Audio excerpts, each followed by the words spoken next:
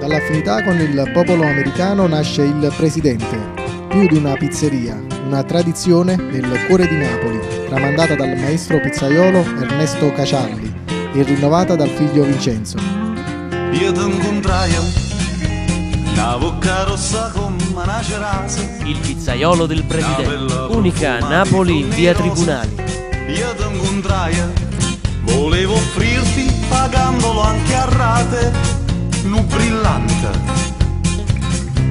e 15 carate. Ma tu voleva a pizza, capo un marola in coppa, capo un marola in coppa. Ma tu voleva a pizza, capo un marola in coppa, a pizza e niente più. Io ti portai a dove stanno i meglio ristoranti, a dove si mangia mentre marcante. Io ti portai entusiasmato e tutto sta parato, ordinaia, luce l'arrostuta. Dall'affinità con il popolo americano nasce il Presidente, più di una pizzeria, una tradizione nel cuore di Napoli, tramandata dal maestro pizzaiolo Ernesto Cacialli e rinnovata dal figlio Vincenzo. Il pizzaiolo del Presidente, unica a Napoli in via Tribunali. Vicinati a folla dei parenti, facevano un sacco di complimenti.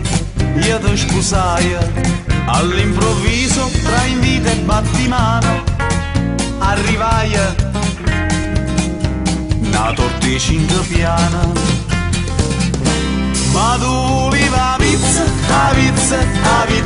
capo un marola in coppa, capo un marola in coppa. Ma tu voleva a pizza, capo un marola in coppa, a pizza e niente più.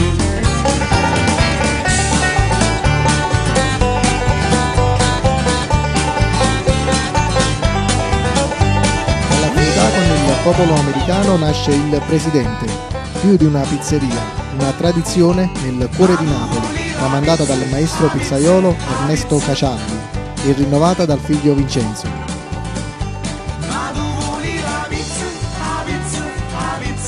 Il pizzaiolo del Presidente, unica a Napoli in via Tribunali.